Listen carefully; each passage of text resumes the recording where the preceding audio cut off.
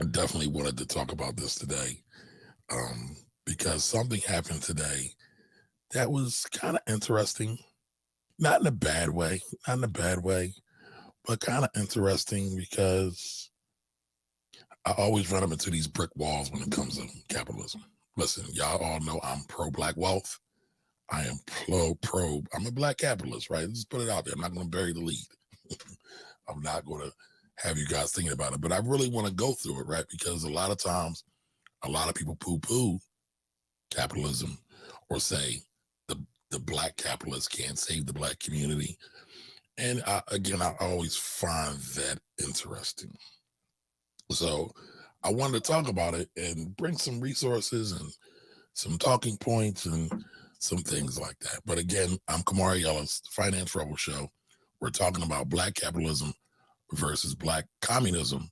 Which one is the best for the black community overall? All right. So still, all right, still rocking is in the building. Appreciate you here. But let me just lay this out for you. So I had like a little, wasn't even a bad situation. It just made me think. So there is Instagram and YouTube creator. He's a creator, black educator who I love. I think he's dope. Super brilliant black man who does a lot of things and does a lot of content. And he made this post today about how black capitalists can't save us. So I want to review that, but then I also want to go through the points of capitalism versus the points of communism and which one works best, or which ones I think works best, which ones you think works best for the black community as a whole. So, I always love to have it be interactive, have my shows be interactive. So tell me what your thoughts are as we going along, right? So I want to start out with a video. I want to watch it once, and then I'm going to come back and I'm going to break it down for what I see it as and what I don't see it as. All right. So take a pen, get a pencil, get a pad, and let's jump into it. It's interesting how many of us do not have a problem whatsoever holding white individuals accountable as beneficiaries of systemic white supremacy. We do not allow their personal goodness to absolve them from their collective white privilege, and we scoff at their whataboutisms to avoid personal accountability. Yet, when a critique is levied at the billionaire class, some of us ironically resort to that very same rhetoric in defense of black billionaires and the black super rich. Make that make sense? You see, too many of us have been conditioned to believe that capitalism is the antidote to racism. That's revenge is your paper. Nothing could be further from the truth. No matter how we personally feel about black billionaires or the black super rich and relate to the black bourgeoisie, they too have to be held accountable. Because contrary to what we've been conditioned to believe, capitalism is not the antidote to systemic racism. It is the active ingredient. We out here. All right. So there's a lot of things that went on in that clip. Again, one of my favorite, there's a couple, but one of my most favorite content creators, right, out here in these social medias, because everything he puts out here is positive. It makes you think. And you know what I say, we need more positivity, more love, and more thinking, right? So his page, his stuff is all about that. I believe he's also, and his name is Sun Michaud. I hope I got his name right. But he's a Harvard professor or some kind of professor. I know he's a professor somewhere, and I believe it is Harvard. So, brother's sharp, real sharp. So, I got the critique, but I want to run it back again because there are some points in here that I think are really important as it relates to the black community, how we view wealth, how we view money, how we view resources. Excuse me, y'all. I'm a little excited. So, I want to talk about those things. So let's run this back again from the top. Peace. It's interesting how many of us do not have a problem whatsoever holding white individuals accountable as beneficiaries of systemic white supremacy. We do not allow their personal goodness to absolve them from their collective white privilege, and we scoff at their whataboutisms to avoid personal accountability. Yet, when a critique is levied at the billionaire class, some of us ironically resort to that very same rhetoric in defense of black billionaires and the black super rich. So I don't think that's a fair comparison, right? So we're talking about white folks who've been privy to generations and not millennia, centuries of white privilege, white supremacy. Um, Not the same for black folks, not the same for black billionaires.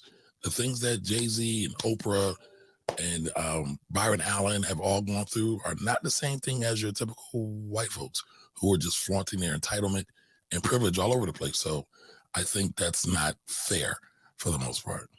Make that make sense. You see, too many of us have been conditioned to believe that capitalism is the antidote to racism. That's Capitalism is not the antidote to racism. I want to make that very clear right now. All right, I'm going to put that out there right now. revenge is your paper. Nothing could be further from the truth. No matter how we personally feel about black billionaires or the black super rich and relate to the black bourgeoisie, they too have to be held accountable. Because Sure, they need to be held accountable, but at what lengths? And how are we viewing accountable?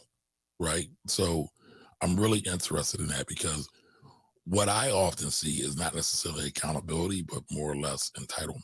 But we'll get back to that. contrary to what we've been conditioned to believe, capitalism is not the antidote to systemic racism. It is the active ingredient. I wholeheartedly disagree with that. So I think a lot of people confuse what capitalism is, what communism is, and the reason why I titled this "Black Capitalism versus Black Communism" because I made a comment in his post.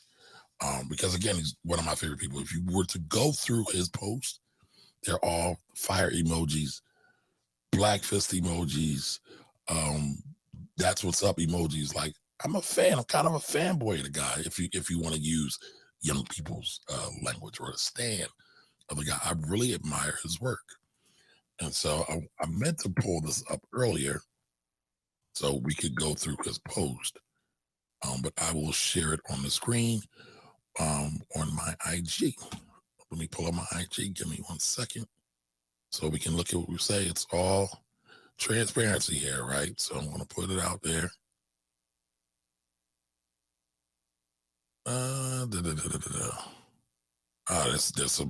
There's some more commentary. Now I'm going to say this.